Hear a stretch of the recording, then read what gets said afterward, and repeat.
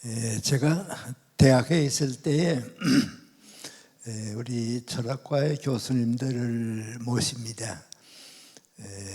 교회하고 좀 관계가 없든지 또 기독교 신앙을 가지지 않은 분들이 오시면 제가 개인적으로 구약 신약을 합한 이제 성경책을 드립니다. 그리고 과거에도 읽어보셨겠지만은 창세기 처음이랬는지 몇 편은 좀 읽어보시라고 그리고 이제 책을 드립니다.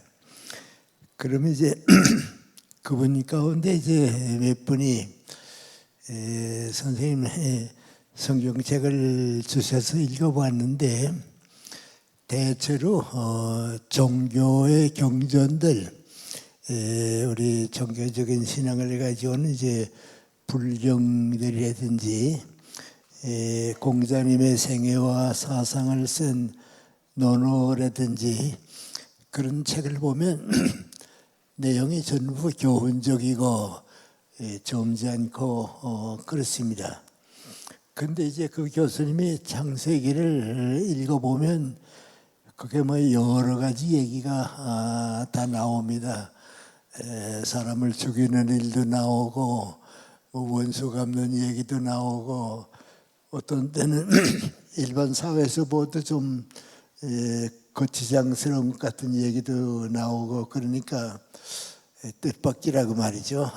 논어를 읽다가 읽으면 뜻밖이라고 그런 얘기를 합니다. 그래서 내가 다들 기독교가 역사적 종교라고 하는 것을 생각 못 하신다고 공자님의 논어나 불교에 대한 경제들은 역사책이 아닙니다. 그것은 이제 경전으로 좋은 면을 묶어서 쓴 거기 때문에 그런데 우리 성경은 전부가 역사책입니다. 그래서 구약에도 이제 창세기에서 룻기까지가 역사적인 기록이죠. 그 역사는 전쟁하는 얘기, 싸우는 얘기 뭐 그런 거 다 들어가 있고요. 이제 그 다음에는 선지자들의 얘기라든지 또 시라든지 이런 그 사상적인 거에 들어가 있고요. 이제 마지막에는 또 예언이 들어가 있습니다. 앞으로 어떻게 된다고 하는 그 예언으로 되어 있습니다. 또 여러분 신약은 이제 많이 읽는데 마태복음에서 사도행전까지가 대부분이 역사 얘기입니다. 그 다음에 이제 우리 바울 사도를 비롯한 몇 분들의 이제 편지 같은 게 내가 이제 기독교 사상이고 마지막에 이제 묵시록이 또 예언으로 되어 있습니다. 그러니까 우리 성경을 이렇게 쭉 보게 되면 창세기 첫 장 첫 절에 창조의 진리가 있고요. 묵시록 제일 마지막에 가게 되면 재림의 진리가 있고요. 그걸 전부 묶어서 가운데 있는 것이 예수님이 오셔서 사신 사복음으로 되어 있고 이제 그렇습니다. 근데 이게 역사적인 종교가 우리 많은 것 같지만은 별로 없습니다. 우리 기독교만이 역사적인 종교입니다. 그런데 우리 교회가 이제 교회 생활을 하고 그러는 동안에 역사성을 잃어버리게 되니까요. 역사나 사회에 대한 책임은 잘 느끼지 못하고 교회 안에 교리 또 우리 신학 거기에 너무 빠져서 사회에 대한 사명감 같은 것을 이제 잃어버리기가 쉽습니다. 저도 이제 미안합니다. 저도 그랬습니다. 교회에서 이제 신앙생활을 시작해서 교회 생활을 쭉 하고 있다가 17살 났을 때에 도산 안창호 선생님의 우리 살아계시는 마지막 설교를 들었는데요. 그 설교를 듣고서 좀 놀랐습니다. 두 가지가 그런데 이게 우리 신앙을 가진다고 하는 것은 마음의 준비 그릇이 커야 하는구나 말이죠. 예를 들어 말하면 그릇이 작으면 신앙도 적게 받아들입니다. 그릇이 크게 되면 큰 신앙을 받아들이게 됩니다. 근데 내가 우리 시골 교회에서 생활을 하고 목사님들 모시고 쭉 살 때는 교회라고 하는 작은 그릇에 신앙을 받아들였습니다. 근데 도산 안차호 선생님의 설교를 쭉 듣고 나니까 그게 아닙니다. 민족과 국가라고 하는 큰 그릇 속에 신앙을 받아들입니다. 그럼 어느 것이 옳은가 하고 보니까 둘 다 옳은데, 도산 선생 같은 분은 항상 민족의 역사와 국가의 장래를 걱정하는 분이니까 그걸 가지고 받아들이고, 우리 교회는 교회를 위해서 받아들이니까 그릇이 작았구나 말이죠. 그런 생각을 하게 됐습니다. 그래서 이제 저 자신도 성경을 좀 많이 읽어보고도 어느 편이 더 옳은가 하는 생각을 해보는데, 역시 기독교는 한마디로 말하면 나는 우리 교회를 통해서 하나님 나라를 건설하는 것이 기독교다. 나는 교회에서 가르침을 받고 진리를 깨달아 가지고 일터는 하늘나라가 돼서 하늘나라를 위하는 것이다. 그것이 우리 기독교의 올바른 신앙이다. 그걸 좀 일찍 느낀 셈입니다. 또 그렇게 느낀 건 민관이 일제시대에 살게 되니까요. 우리가 이제 민족 국가에 대한 문제를 크게 가지니까 그렇습니다. 저는 이제 밖에 나가게 되면 항상 하는 얘기가 있는데요. 지금 우리 대한민국에 살고 있는데, 대한민국이라고 하는 큰 나무 안에 이제 우리가 함께 살고 있습니다. 그런데 그 나무 뿌리가 언제 생겼고 어디 있는가, 그런 생각은 잘 하지 않습니다. 왜냐하면 뿌리는 보이지 않으니까 말이죠. 그래 이제 역사적으로 우리 대한민국의 뿌리가 어디 있는가 하고 보면 역시 3.1절 때 나왔다. 3.1운동 때에 대한민국의 뿌리가 생겼다. 그렇게 보는 것이 옳을 것 같습니다. 그럼 그 대한민국의 뿌리가 생길 때에 어떤 변화가 왔는가? 크게 말하면 세 가지입니다. 하나는 3.1운동 이전에는 우리 모두의 생활의 단위가, 삶의 단위가 나와 내 가정이었습니다. 나와 내 가정이 행복하고 그걸로 만족하고 그랬는데, 나라를 잃어버리고 비참한 상태에 빠지게 되니까 나도 모르게 전부가 산울운동을 통해서 가정보다는 국가가 먼저다. 나라 없으니까 가정은 있을 수가 없다. 또 가족보다는 민족이 먼저다. 민족이 행복해야 내 가족도 행복해진다. 그 생활 단위가 민족이 돼서 그 민족 의식이 이제 쭉 자라왔기 때문에 해방이 되고 대한민국이 건설되고 그런 겁니다. 그 다음 두 번째 3.1운동 때에 우리가 새 출발 뿌리가 됐다고 하는 것은 교육에 대한 열성입니다. 아마 제가 보기에는 세계 어느 나라에 가든지 100년 동안의 교육의 열성이 그렇게 많은 나라는 우리나라밖에 없었습니다. 그 힘이 우리가 해방 이후에 대한민국을 건설하고 오늘까지 이제 오게 됐습니다. 경제하는 사람들 얘기를 들어보면 한때는 우리가 너무 가난하게 사니까 필리핀만큼만 살아도 좋겠다, 그렇게 생각했습니다. 필리핀이 그때 국민소득이 70달러입니다. 그만큼만 됐으면 좋겠다 그랬는데 지금 우리는 3만 달러가 올라왔고요. 필리핀은 올라오지를 못했습니다. 그 왜 그렇게 됐는가? 다들 생각하는 거 아니 국민 교육이 젖었기 때문에 그렇습니다. 교육이 없으면 받아들이는 게 없습니다. 그런데 그때 우리는 교육을 참 열심히 했습니다. 그런데 그 열심히 한 제 세력이 세 가지인데요. 하나는 민관이 민간 교육입니다. 예를 들어 말하면 이제 고려대학의 무슨 보성전문학교라든지 희문학교라든지 보성학교라든지 중앙학교라든지 이런 학교들이 이제 서울에 생겼고요.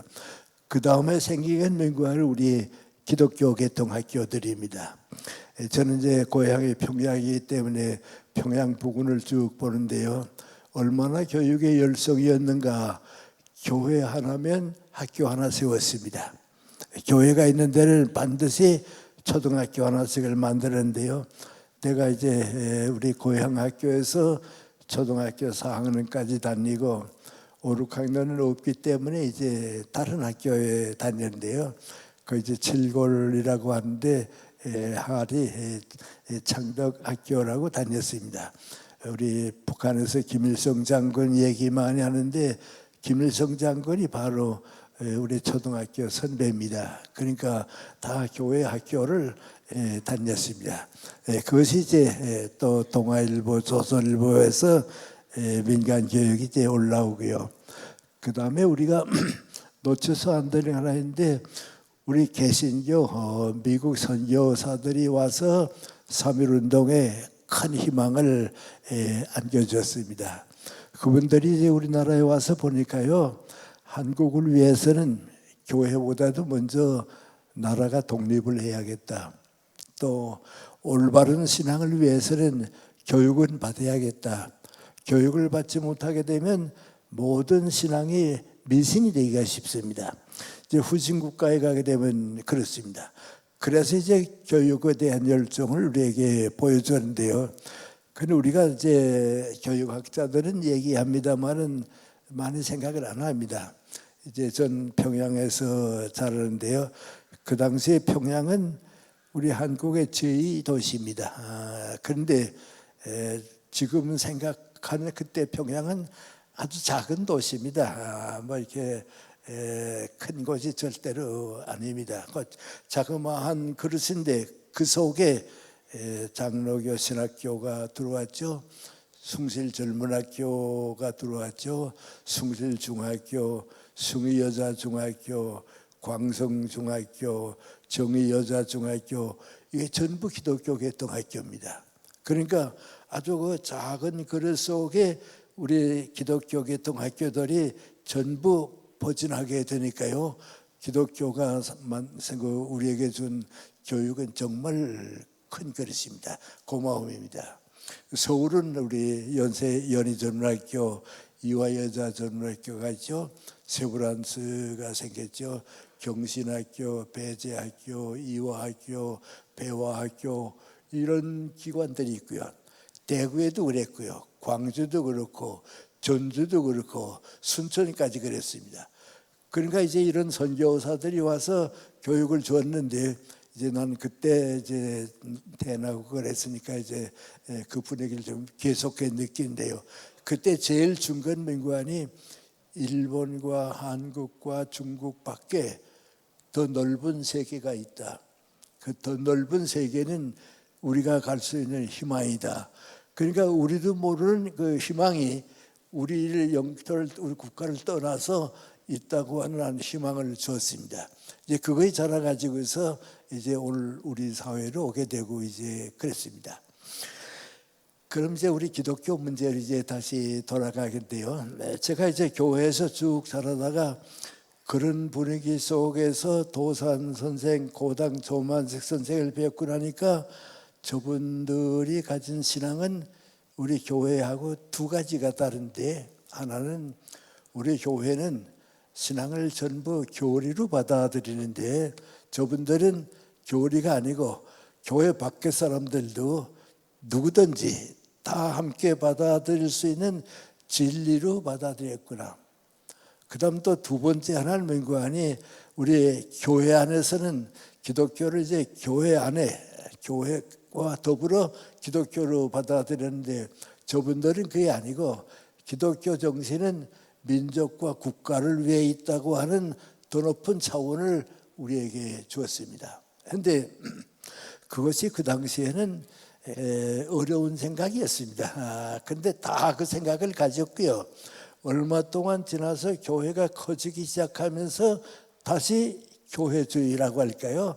교회를 이제 좁아지기 시작했습니다. 그 당시에는 전부가 국가와 민족을 위한 기독교 그런 생각은 다 가졌습니다. 저는 이제 저 자신의 이제 과거를 돌이켜 보는데요. 14살 나서 이제 중학생이 됐습니다. 그리고 아버지한테 와서 나 오늘 평양에 가 보니까 학교 입학생 발표회 명단에 들어가 있다고 합격이 됐다고 그랬습니다. 그랬더니 우리 아버님이 수고했다 그래서 그러세요. 그리고 한번 조용한 시간을 맞이했습니다. 조용한 시간을 맞이하니까 우리 아버님이 나보고 이제 하시는 말씀입니다. 네가 이제 중학생이 되고 이제 점점 성장하게 되겠는데 이제부터 긴 인생을 이렇게 살아가게 될 거다. 그런데 항상 나와 내 가정 걱정만 쭉 하면서 살게 되면 내가 가정만큼밖에 성장을 못한다. 친구들과 더불어 좋은 직장을 만들고 열심히 일하게 되면 그 사회만큼 내가 커질 수 있고 사회 봉사할 수 있다. 그런데 꼭 같은 일을 하면서도 항상 민족과 국가를 걱정하고 위하면서 살게 되면 내가 민족만큼 커질 수 있고 국가의 지도자까지 성장할 수 있단다. 그것이 인생이란다. 그런 얘기입니다. 그래서 나는 어렸을 때는 이게 무슨 뜻인지 몰랐습니다.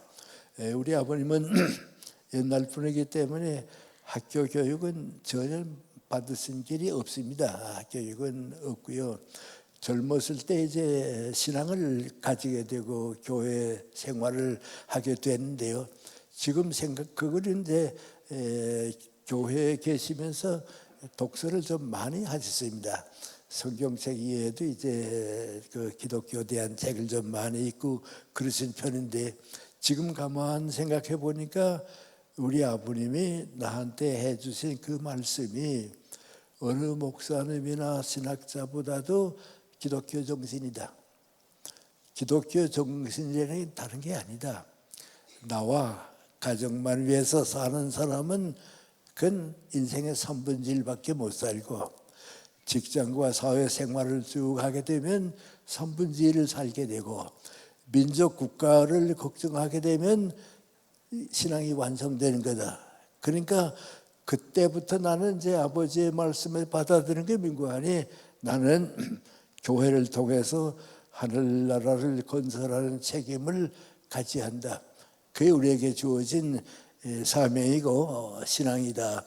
그런 생각을 나도 모르게 가지게 됐습니다. 그런데 이런 생각을 하는 사람들이 대체 이제 우리 천주교회는 교리가 좀 많고요. 개신교회 들어오면서 많아졌고요. 그 다음에 정치, 경제, 사회로 가면서 이 문제가 확산되게 됐습니다. 그래서 이제 여러분이 지금도 여행을 해보셔도 그렇습니다. 제가 1972년에 좀 이제 미국 갔다가 유럽을 거쳐서 세계 한 바퀴 좀 돌아오기 위해서 세계 일주 여행을 좀 했습니다. 그때의 이제 내 목표는 민구하니 종교가 우리 세계에서 우리 인류 역사에서 차지하고 있는 것이 어떤 것인가 그걸 좀 보고 싶어서 이제 여행을 했습니다. 그런데 제일 내가 생각 못했다가 직접 가보고 느낀 게 민구하니 종교를 잘못 가진 나라들은 발전하지도 못하고 근대화가 불가능하고 불행하게 빠진다. 그걸 봤습니다. 제일 먼저 본 게 민구하니 인도에 갔을 때입니다. 사회학자들이 뭐라 그러는 거 하니 인도 사람들이 미국 사람들만큼 잘 살려고 하게 되면 180년은 걸릴 거다 그랬습니다. 그런데 직접 가보니까요 180년 가지고도 안 됩니다. 왜냐하면 3000년 전에 가졌던 그 종교 신앙을 주로 힌두교입니다만은 불교는 이제 동남아시아로 가고 이제 아시아로 오고요. 이제 힌두교인데 그 힌두교 정신을 가지고서는 안 되겠다 말이죠. 그랬습니다. 내가 다녀오고서 한 6개월 후에 인도에 이제 종교 전쟁, 종교 폭동이 났습니다. 그건 왜 났냐면 이슬람교의 성전이 있는데요. 그 예배당이 있죠. 이슬람교 예배당이 있는데 거기에 마호메 때 머리카락이 보존돼 있다. 다 그렇게 믿고 있었습니다. 그런데 언젠가 그 마호메의 머리카락이 있는 줄만 알았는데 없었습니다. 그러니까 이슬람 교도들이 뭔가니 힌두 교도들이 우리 마호메의 머리카락을 없애했단 말이죠. 그의 원인이 돼서 두 종교 사이에 폭동이 일어났습니다. 그 종교 폭동 때문에 뉴스를 들어보니까 한 600명이 죽었습니다. 그 종교 전쟁 때문에 그랬습니다. 이제 그런 걸 보게 되면 말이죠. 아무리 무슨 좋은 종교가 있다고 해도 마호메의 머리카락이 거기에 있었을 리도 없고요. 또 그거 없어졌다고 해서 600명이 죽었다 하게 되면 그런 종교는 필요가 없습니다. 그런 종교가 있는 동안은 우리는 행복해질 수가 없습니다. 그래서 이제 인도 사람들이 항상 하는 말이 뭔가 하니 우리 목표는 파키스탄보다 잘 살고 그 다음에 중국보다 잘 사는 게 우리 목표라고 그럽니다. 그 파키스탄은 뭔가 하니 이제 이슬람교입니다. 우리 힌두교도들이 이슬람교도보다 잘 살고 중국보다 잘 사는 게 목표라고 그러는데 제가 가보긴 뭔가 하니 불가능합니다. 오히려 그 신앙을 버리고 과학과 도덕을 믿는 편이 빠릅니다. 과학과 도덕을 받아들이면 성장할 수 있지만은 그 신앙 가지고서는 안 됩니다. 또 여러분은 이제 많이 가보지 않으니까 잘 모릅니다만은 중동 지방에 가봅니다. 중동 지방에 가보면 다 우리 아브라함의 후손들 아니에요. 그런데 구약만을 믿는 유대교인들하고 코란경을 믿는 이슬람 교도들하고 지금도 전쟁하고 있는데요. 뭐 천년 동안 싸운 셈입니다. 몇백 년 싸운 셈인데 그 사상가들이 하는 말이 뭔가 하니 공산주의는 100년 못 간다고. 그러나 이슬람 교도들하고 또 유대 교도들하고 전쟁은 아마 앞으로 200년은 계속 할 거라고 그럽니다. 그러니까 거기 가보게 되면 뭔가 하니 이 종교 가지고는 안 되겠다 말이에요. 우리 신약이 없고 유대 구약과 코란경만 가지고서 그 종교는 인류의 희망이 못 됩니다. 지금도 그렇습니다. 그래서 세계 전체를 보게 되면요, 종교 때문에 흥한 나라가 있고 종교 때문에 불행해진 나라가 있는데 역시 기독교가 생겼다고 하는 것은 뭐이고 하니 종교 그 자체를 희망으로 이끌어간 겁니다. 그래 우리는 기독교가 얼마나 새로운 신앙을 우리에게 주었다, 예수님 오셨다고 하는 것이 얼마나 위대한 일이다 하는 것을 사실 우리는 잘 모릅니다. 잘 모르는데 다른 종교들하고 이렇게 쭉 비교를 해보게 되면 인류 역사에서 기독교가 없었다고 하게 되면 우리가 지금 얼마나 비참하게 뒤떨어졌을까 그 생각을 합니다. 그런데 이제 유명한 그 막스 웨버라고 하는 사람의 프로테스탄트 윤리와 자본주의 정신이라고 하는 책인데요. 그 책이 이제 정말 세계적으로 유명한 책이거든요. 그 책에서 또 쓴 건 민구안이 왜 기독교가 세계 역사에 그만큼 큰 일을 했는데 개신교가 천주교보다 앞섰는가? 개신교가 천주교보다 더 앞섰는가? 그 원리를 쓰면서 그 사람 뭐라 하는 거 아니?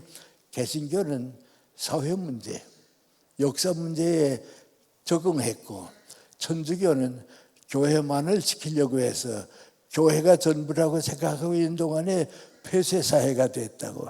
그래서 개신교가 미국을 비롯해서 유럽 나라들이든지 희망을 준 건 민구안이 두 가지인데, 하나는 민구안이 교회 밖으로 나왔다고 하는 겁니다.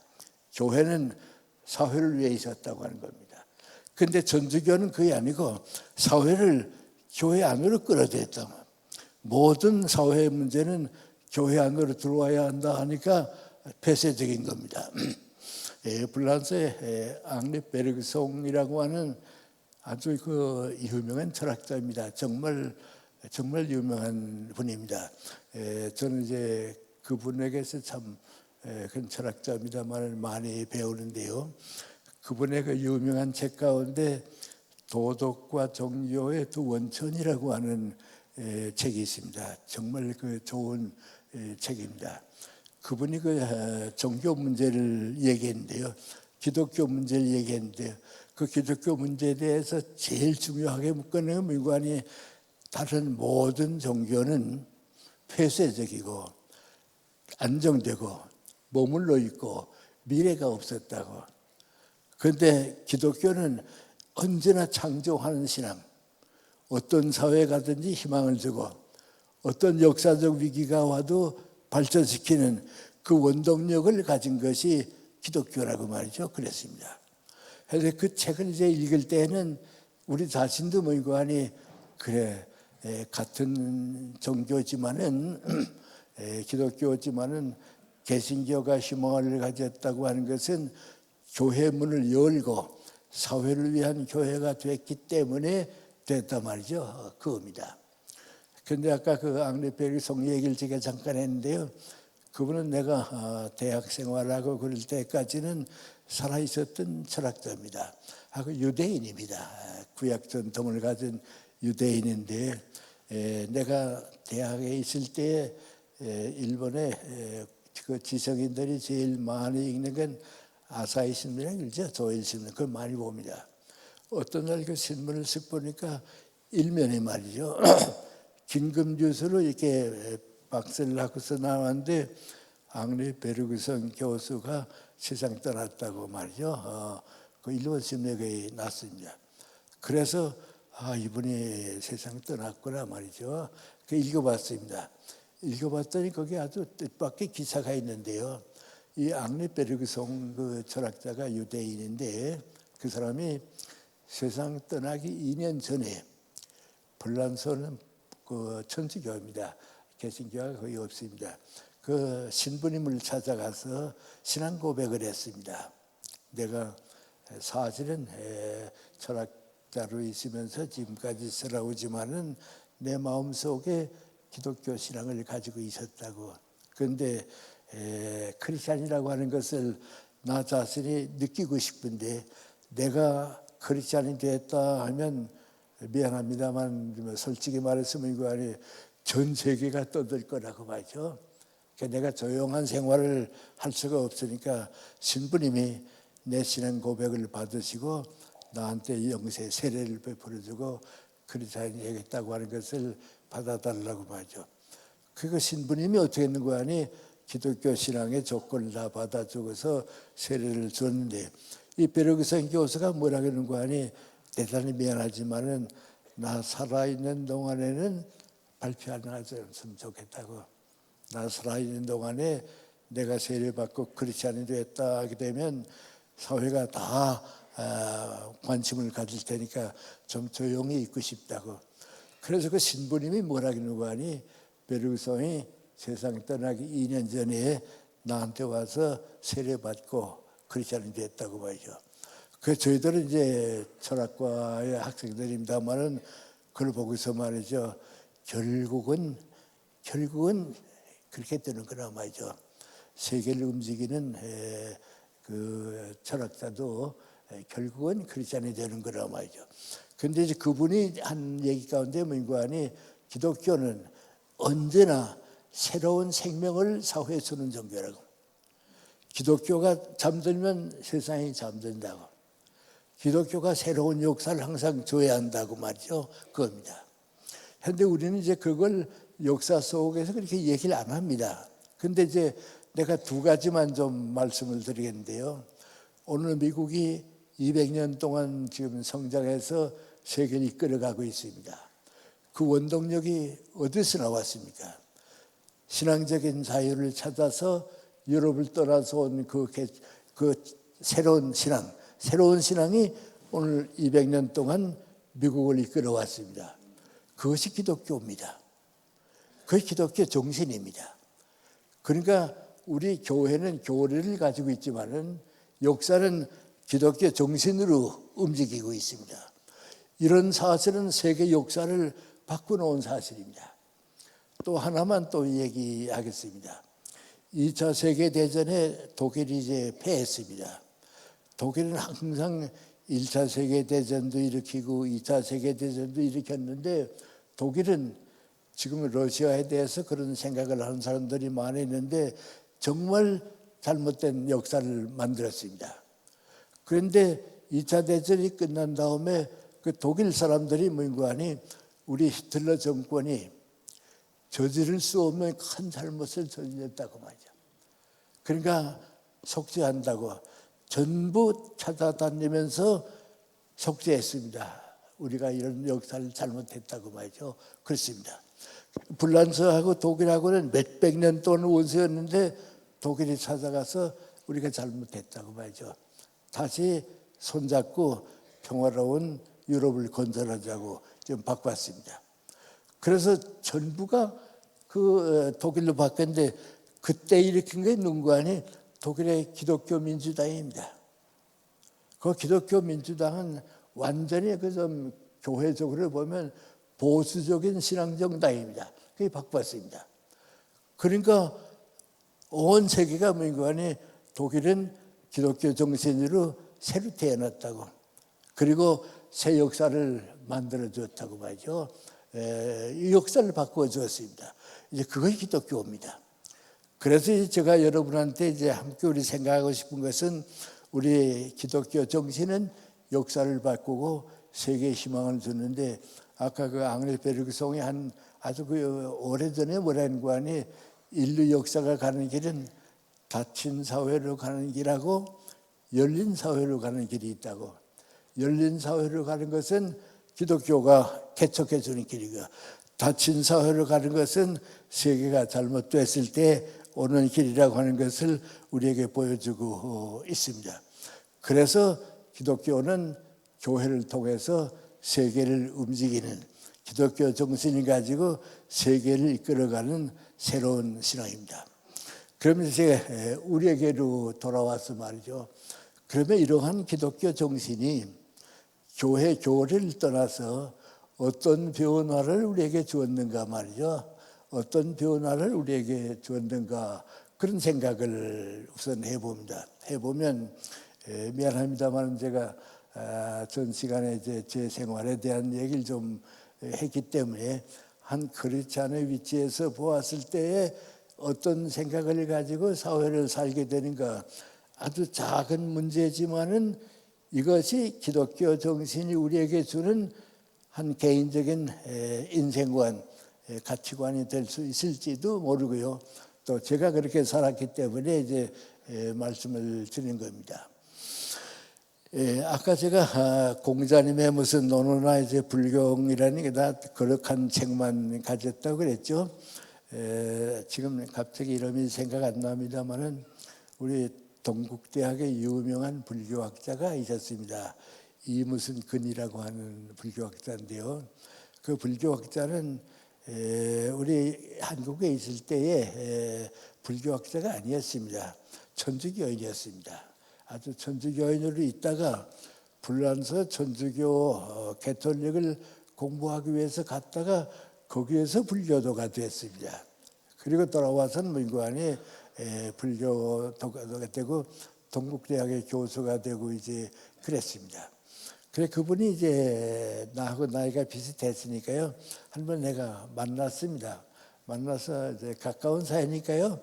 무슨 얘기를 하다가 교수님은 천주교인이었는데 어떻게 불교로 돌아갔느냐고 좀 궁금하다고 그랬습니다. 그랬더니 이제 가까운 사이니까 하는 얘기입니다. 뭐 그거 다 제가 말씀드릴 수는 없고 그래서 한 가지만 내가 느끼는데 하나는 뭔가 아니 석가님은 마음이 아주 넓었다고. 누구 욕한 길도 없고 책망한 길도 없고 항상 높이 올라가려고 동물에 대한 생명까지도 존중하고 그랬다고. 그런데 예수님은 너무 인간적이라고 말이죠. 욕도 많이 하시고 말이죠. 그랬다고. 심지어 헤로드 왕 보고선 여우 같은 사람이라고 그렇게 욕해서 그게 좀 싫었다고 그래요. 그래서 이렇게 넓은 그 석가님의 마음이 그리웠다고 그래요. 그래서 내가 그랬습니다. 그게 아마 그랬을 거라고. 그랬을 거라고. 그런데 그 이유는 뭐이고 하니 예수님은 가난한 사람들, 병에 걸린 사람들, 고통을 겪는 사람들, 그런 사람들을 위해서 오셨다고. 그러니까 예수님이 가르치신 말씀을 쭉 보면 공자님은 다 학자들한테 가르쳤으니까 점잖고요. 석가님은 제자들이 전부 왕실에 있고 귀족이니까 좋은데 예수님의 제자들은 전부 무식한 사람, 어부하는 사람, 버림받은 사람들이거든요. 그리고 그 높은 사람까지도 깨달아야 하거든요. 그러니까 그걸 다 통할 수 있는 교훈이니까 예수님의 말씀은 전부 교훈이라고 말이죠. 전부 우리 위에 있는 거야. 그건 사랑이 있는 교훈이라고 말이죠. 그게 기독교 정신입니다. 그러니까 역사를 구원하는 건 우리 기독교가 구원하게 돼 있고 또 그것이 우리 기독교의 뜻입니다. 그래서 아까 말씀드린 대로 창조의 진리, 재림의 진리, 예수님을 중심 삼는 이제 구원의 진리 그렇게 나오는 겁니다. 그런데 그런 생각을 가진 사람과 못 가진 사람이 이제 어떻게 다른가 그런 한 가지만 좀 제가 제 생활 속에서 말씀을 드리죠. 우리는 이제 경제 문제가 얼마나 소중하다 하는 걸 많이 생각을 안 합니다. 그런데 전 세계 인류가 경제 문제를 해결하지 못하면 인간 구실을 못합니다. 그 나라가 나라다운 나라가 되려고 해도 절대 빈곤에서는 벗어나야 교육도 받게 되고 의료도 받게 되고 이제 그렇습니다. 그러니까 이제 구원을 받는 건데요. 그 경제 구원을 받는데 예수님이 공생활을 시작할 때 성경은 악마의 유혹을 받았다고 그랬죠. 그 악마의 유혹 첫째가 뭔가 하니 다 이렇게 가난하게 먹을 거 없이 하는데 돌로 떡을 만들어가지고 살아라 그랬습니다. 그 첫째입니다. 그리고 예수님이 우리에게 주님의 기도 가르쳐 주셨죠. 그 기도를 가만 보게 되면요, 그 예수님이 참 이상하게 일용할 양식을 주옵소서 하는 기도가 저 기도 안에 들어가 있습니다. 그만큼 예수님은 가난한 사람들, 굶주린 사람들, 정신적으로 병든 사람들, 희망을 잃어버린 젊은 사람들, 이 사람들을 위한 당신의 생명을 느낀 겁니다. 그런데 이제 그 가운데 하나가 예수님의 경제 문제인데요. 미안합니다. 간단히 말씀드리겠습니다. 제가 가난한 가정에서 쭉 자랐기 때문에 가난이 뭐다 하는 건 잘 압니다. 그러나 연세대학교 처음 가서 한 3년 동안은 정 가난을 겪어야 했습니다. 그렇게 된 원인은 사회가 잘못된 건 아니고요.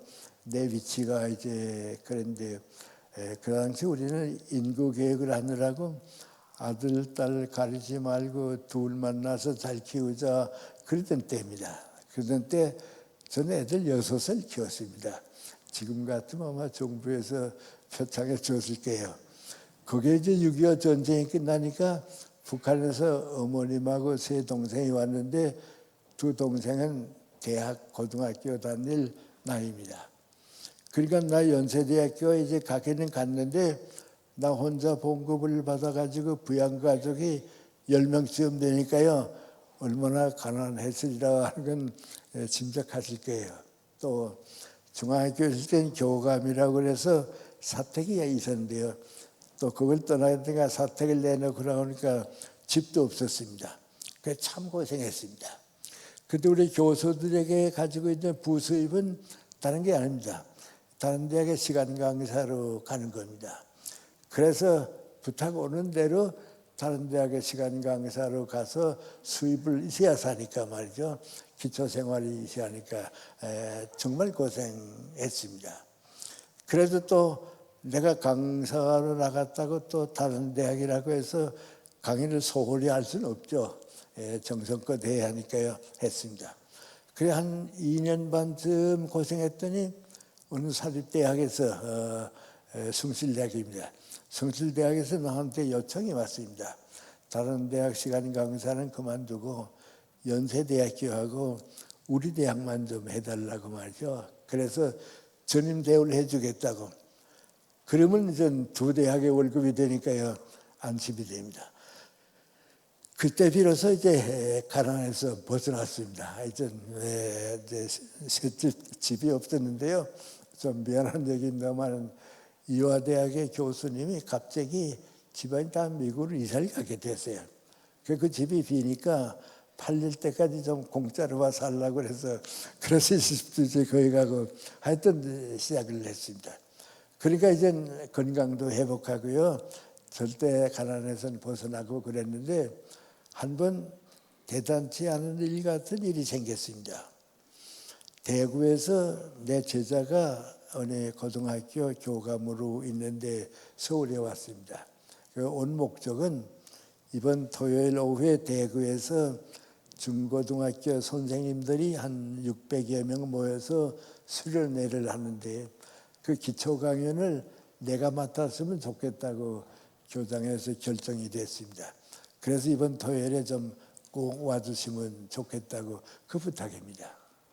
근데 불행하게 내가 그 토요일 같은 시간에 삼성그룹의 사원들 위해서 강연 약속이 됐습니다. 그래서 내가 내 제자 보고서 미안하다고 난 먼저 약속이 됐으니까 나보다 더 좋은 강사님 좀 소개해 드릴까 그랬습니다. 그랬더니 내 제자가 아주 실망했어요. 그래서 큰 저 책임은 아니고요. 교장의 결정이기 때문에 저야 빈손으로 내려가야죠. 그래요. 날 믿고 왔던 제자가 빈손으로 내려가야죠 하는 그 속에는 우리 교수님 같으면 후배 중고등학교 선생님들 위해서 거절 안 하실 텐데 그 희망이 깨진 것 같은 실망이에요. 그러니까 좀 마음이 아팠어요. 그래서 그럼 조금만 좀 기다려보라고 말이죠. 그 내가 삼성그룹에 좀 부탁했습니다. 나 지금 이런 상황인데 대구로 가긴 가고 싶은데 선약이 있어서 못 가고 있는데 좀 이렇게 시간 바꾸든지 취소해 줄 수 없냐 그랬어요. 근데 또 다른 것도 있습니다. 하나는 민구안이 삼성그룹에 갔다 오게 되면 고생 하나도 안 합니다. 배차해 주니까 교통 다 봐주고 강사료는 많습니다. 대구에 가게 되면 하루 종일 고생하고 강사료는 반도 안 됩니다. 그러니까 과거 같으면 절대 안 가죠. 못 간다고 말이죠. 근데 이제 내 생활이 어느 정도 안정됐거든요. 그 삼성그룹에서 양해가 됐어요. 그래서 이제 삼성그룹 대신 이제 대구에 가서 하루 종일 고생하고 강연 있게 되고 토요일 저녁에 서울역에 내렸습니다. 내려서 버스를 타고 집에 오면서 나 혼자 생각이 문거하니 내가 오늘 참 잘했다. 과거에 가난했을 때는 수입과 돈이 있어야 하니까 그걸 따라갔지만은 이제는 그건 주님께서 이제는 주 했으니까 안전하게 했으니까 무슨 일이 더 가치 있는가? 무슨 일이 더 보람 있는가? 내 입장에서 보게 되면 문구하니 무슨 일이 더 주님께서 원하시는 건가? 돈보다도 출세보다도 하나님의 뜻이 어디에 있겠는가? 앞으로는 일의 가치를 찾아서 살아야겠다. 무슨 일이 주님께서 원하시는 하나님 뜻에 맞는 일이 중하지 돈 많이 번다 출세한다 그건 나를 위한 목적이니까 바꿔야겠다. 그래서 바꿨습니다. 그렇게 한 10년 동안 쭉 사니까요. 내 생활에 변화가 왔습니다. 두 가지 변화입니다. 첫째는 민구안이 돈 때문에 수입 때문에 일할 때는 피곤하고 힘들고 지치고요. 고생하는 것 같고 싫었습니다. 그런데 일의 가치를 찾아서 일하니까 암만 일해도 즐겁습니다. 피곤하지 않고요. 행복하고요. 일이 그렇게 행복하구나 그 느꼈습니다. 또 한 가지 변화는 뭔가하니 돈을 위해서 일할 때는 여러분 이거 다 꼭 같은 일이니까 제가 이 말씀 드립니다. 다 우리 이제 경제 생활하니까 말이죠. 수입을 위해서 일할 때는 수입이 끝나면 일도 끝납니다. 돈 들어왔으니까 이걸 끝납니다. 그런데 일의 가치를 찾아서 일을 하기 시작하니까 민구안이 일이 또 다른 일을 만들고 그 일이 또 다른 일을 만듭니다. 그러니까 일이 더 많이 생깁니다. 그러니까 수입도 더 늘어납니다. 일을 만드니까 수입도 더 늘어난다. 난 책을 좀 많이 쓰잖아요. 좋은 책이 나가게 되면 독자가 독자를 끌어가서 많은 독자가 생기는 것 같이 일의 가치를 찾으니까요. 미안합니다. 일이 한없이 많이 들어옵니다. 즐겁습니다. 그래서 이제는 일의 가치를 찾아 사는 것이 기독교 정신이고 수입을 위해서 사는 것은 세상 사람들이 가난했을 때 하는 일이라고나 말이죠. 생각을 바꿔왔습니다. 그리고 또 살다 보니까 70 후반쯤 됐습니다. 그러니까 또 다른 생각이 들어왔습니다. 간단히 말하면 어떤 생각이냐면 말이죠. 우리가 이제 이 일을 왜 하느냐 할 때 100명이 100가지 일을 하게 되면 일의 목적이 100인 줄 알았습니다. 다 그렇게 생각합니다. 근데 내가 그때 생각해 보니까 그건 우리 신앙인의 직업관이 아닙니다. 우리 기독교의 직업관은 뭔가하니 100사람이 100가지 일을 하는 것 같아도 일의 목적은 하나입니다. 다 똑같습니다. 그런데 누구 보고 얘기해도 그런 일 없다고 그럽니다. 그런데 내가 얘기하면 맞는다고 그럽니다. 어떻습니까? 왜 일을 합니까? 우리 100사람이 100가지 일 하는 것 같아도요. 내가 그 일을 함으로써 그 사람들이 행복하고 인간답게 살기 위해서 일하는 겁니다. 정치가는 정치를 통해서 더 많은 사람의 행복과 인간다운 삶을 도와주고요. 기업가는 기업을 통해서 도와주고요. 교육자는 교육을 통해서 인간다운 삶을 주는 겁니다. 모든 것이 그렇습니다. 그러니까 두 가지 변화가 또 생겼습니다. 무슨 일은 소중하고 무슨 일은 덜 중하냐 생각할 때 그 일 때문에 더 많은 사람이 행복하면 소중합니다. 그 일 때문에 더 많은 사람이 불행해지면 그건 일의 가치가 없습니다. 그게 기독교의 경제관입니다.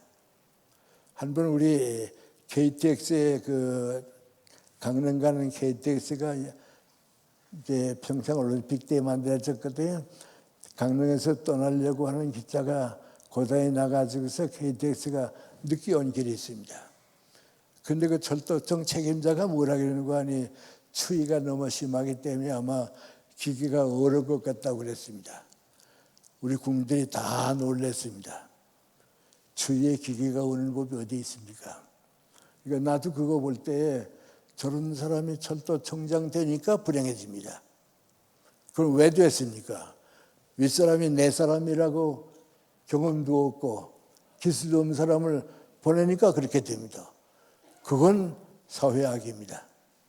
기독교적인 입장을 볼 때는 나를 출세시켜 준다고 해도 내가 그 자리를 가는 것보다는 나보다 더 유능한 사람을 초대할 수 있어서 크리스찬입니다. 저도 연세대학교 오래 있습니다만은 교무처장을 해달라고 부탁하게 되면 반드시 나보다 더 유능한 사람을 추천합니다. 학교도 좋고 난 또 다른 일을 합니다.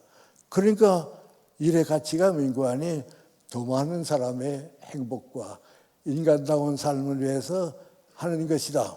이게 기독교 정신입니다. 그런데 그걸 가지고 기업을 하고 그 생각을 가지고 정치를 하게 되면 세상이 다 달라집니다. 하느님 나라가 이루어지게 됩니다. 그 철도청장보다는 버스 운전기사가 돼서 하루에 수십 명, 수백 명에게 행복과 미소를 나눠주는 것이 기독교적인 면에서 보면 가치 있는 일입니다. 그렇게 되니까 또 한 가지 변화가 옵니다. 그건 뭡니까? 과거에는 내 수입을 위해서 일했는데요. 이제 저 사람들을 위해서 내가 돈을 줘야, 경제적인 혜택을 줘야 그분들이 행복하겠다, 그분들이 인간답게 살겠다 하니까 이제는 수입을 가지려고 하지 않고요, 주는 걸로 바뀝니다.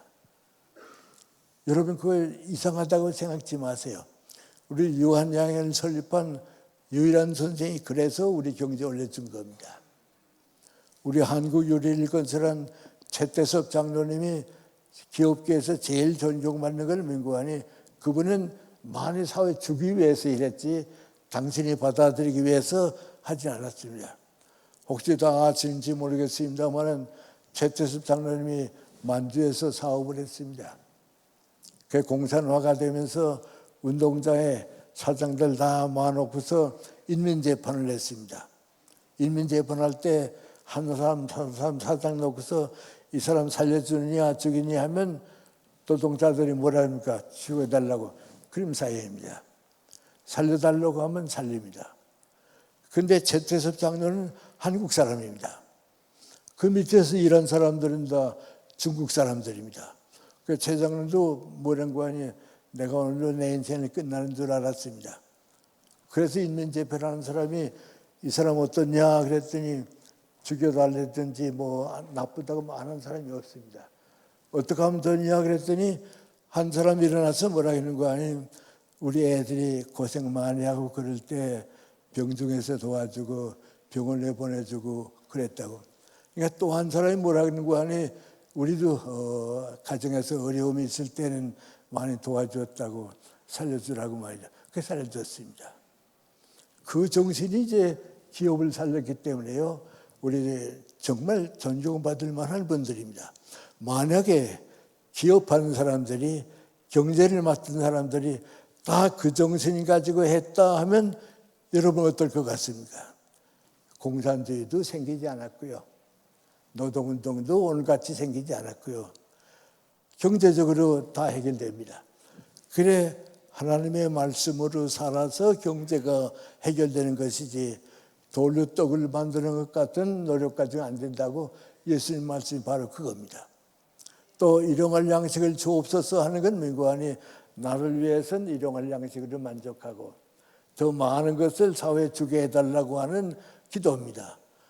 그러면 경제 문제가 우리가 생각하는 것하고 다르죠? 그게 하나님의 나라입니다.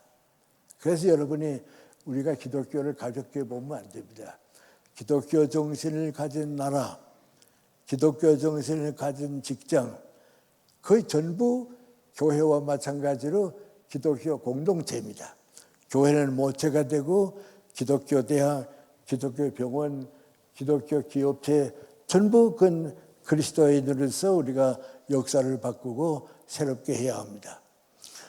마지막으로 그러면 이런 모든 문제를 해결할 수 있는 우리 마음가짐. 제가 이제 경제 얘기 그저 부끄럽지만 제 얘기하지 않았어요.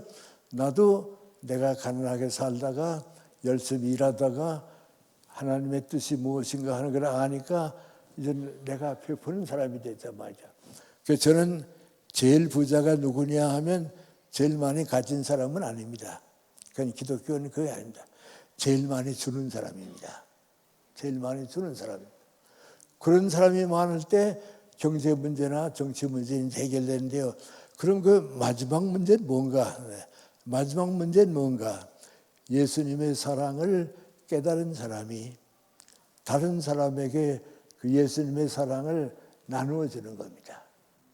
뭐 사회 참여다, 역사 건설이다 다 하지만 마지막 문제는 민구하니 예수님께서 나를 사랑하셨으니까 그 사랑을 내가 더 많은 사람에게 나누어 주는 겁니다. 그 정신입니다. 그 마음입니다. 마지막 얘기 하나 하고서 말씀을 그치겠습니다. 2차 세계대전이 끝난 다음에요. 나타나지 않았던 여러 가지 얘기들이 이제 나타나고 이제 그랬습니다. 그때 있었던 사건 가운데 하나입니다. 폴란드의 그 국민 신부님 말이죠. 폴란드의 신부님이 일본에 와서 신부 생활을 하고 있었습니다. 그래서 그 신부 생활을 하고 있으면서 가난한 사람들, 이제 사회 사업에 좀 도움을 줘야겠는데 일본 사람들은 나라가 해주는 건 있지만은 개인이 그걸 잘 안 합니다. 그러니까 우리나라에 가서 사회사업의 기금을 좀 모집해 가지고 와야겠다. 그래서 폴란드로 돌아갔습니다. 폴란드가 세계에서 두 번째 천주교인이 많은 나라입니다. 거기 가서 이제 기금을 모집하기 위해서 쭉 하고 있는데 히틀러가 전쟁을 일으키면서 침략해 들어왔습니다. 들어와서 폴란드의 젊은 사람들, 남자들은 전부 포로 수용소에다 잡아여가지고 강제 노동시키고요. 전쟁 이제 배후 이제 일을 시키니까요. 전부 노예로 삼아가지고 이제 일하고 그랬습니다. 근데 신부님이 유대인을 보호하고 섬겨줬다고 하는 제목을 받아가지고서 붙들려 가지고서 말이죠.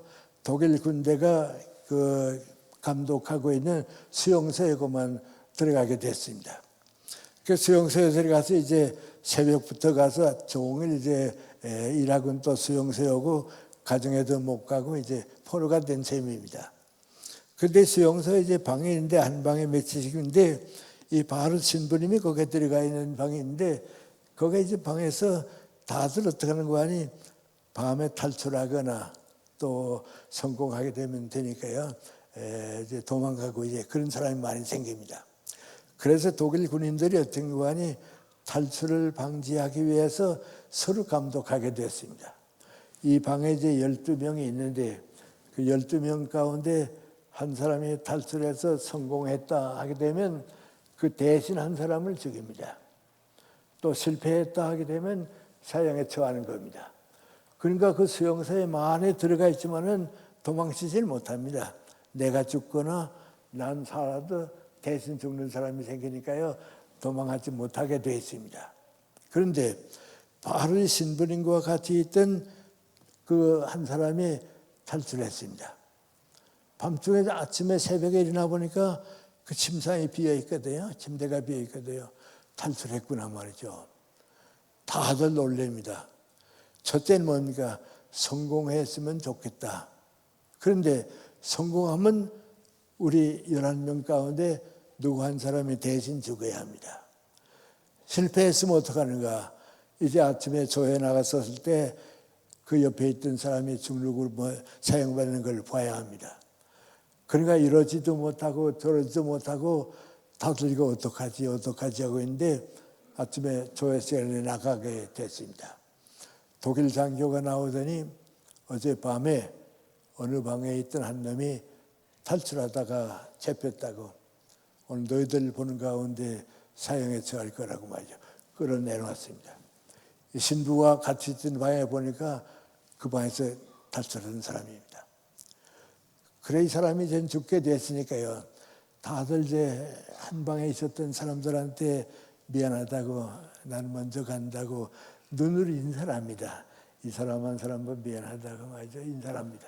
그런데 그 사람의 시선하고 신부님의 시선이 부딪혔습니다.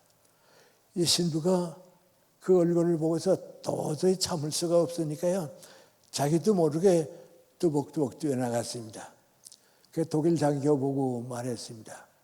이 사람은 내 옆자리에 있었기 때문에 잘 안다고. 집에 사랑하는 아내가 있고 세 어린애가 있어서 난 집으로 가야 한다고 항상 그랬다고. 그 가정을 위해서 이 사람은 집으로 가려고 했다고. 당신도 집에 사랑하는 아내가 있고 가족들이 있을 거 아니냐고. 그 가정을 위해서 살려줘야 한다고 말이죠. 이 사람의 가정을 돌려보내야 한다고 말이죠. 간곡히 부탁했습니다. 그랬더니 독일 장교가 쓱 보더니 대신 누구 한 사람 희생당하겠냐고. 그러니까 신부가 뭐라는 거니? 아 그럼 내가 남겠다고 말이죠. 나는 다행히 신부기 때문에 나 한 사람으로 끝난다고. 이 사람은 네 가족과 더불어 살 권리가 있다고. 이건 누구도 못 빼앗을 권리라고 말이죠. 그걸 당신이 빼앗을 수는 없으니까 그럼 내가 남을 테니까 보내라고 말이죠. 그래 그 사람 보고서 들어가라고. 너희 가족들 기다리는 네가 들어가라고 말이죠. 그리고 신부가 남아요. 그 신부는 사형받고요. 이 사람은 종일 나가서 일하고 있다가요. 저녁에 이제 방으로 들어왔어요. 저녁을 먹고서 들어왔는데 신부 자리는 비어 있고요. 대신 살아남은 사람은 잠을 들지 못하고요. 자꾸 눈을만 닦고 있고 그럽니다. 밤에 12시가 넘었습니다. 제일 나이 많은 한 사람이 뭐라 그러는 거 아니, 우리 다 편안한 마음을 가지고 잠들기로 하자. 아직도 세상에 이렇게 착하고 아름다운데 왜 희망을 버리겠냐고. 아직도 세상에 이렇게 착하고 아름다운데 왜 희망을 버리겠냐고. 우리 용기를 가지고 다시 시작하자고 그러자고. 그리고 잠듭니다. 그 신부는 세상 떠나고요. 그 사람은 가정으로 후에 돌아가고 그랬습니다. 그런데 그 사실을 아는 사람이 많지 않았습니다.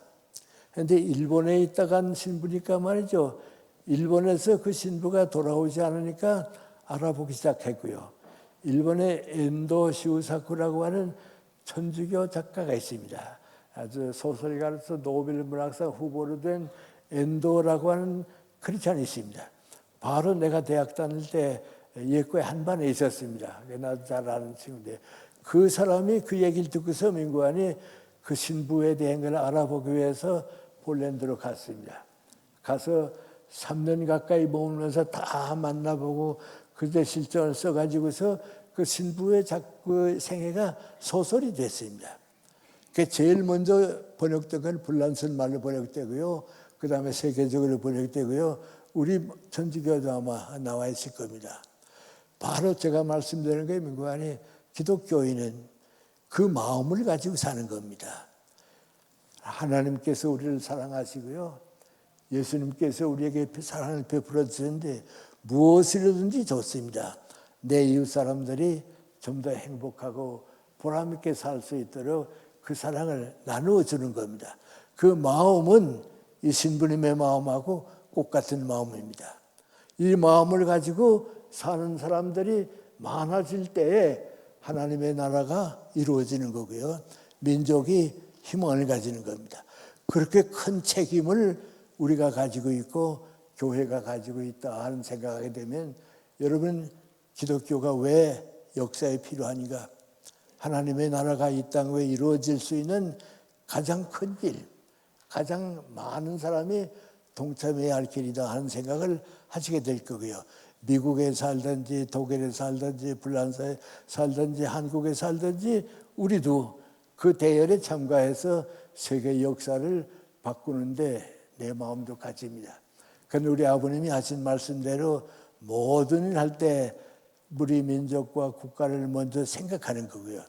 또 우리 마음속에는 민구안이 나 때문에 좀 더 많은 사람이 인간답게 행복하게 살 수 있으면 나는 사랑을 베풀어야겠다. 그 책임을 지는 사람이 많아지는 것, 그 역사의 희망이 되고요. 우리 기독교가 우리 사회에서는 하나의 큰 희망의 약속입니다. 여러분 우리 과거에도 교회에 계셨지만 좀 그런 마음을 가지고 새 출발을 하실 수 있으면 최상의 그 이상 더 좋은 인생을 살 수 없다는 것을 아마 느끼시게 되지 않을까 싶어서 이런 말씀을 드렸습니다. 고맙습니다.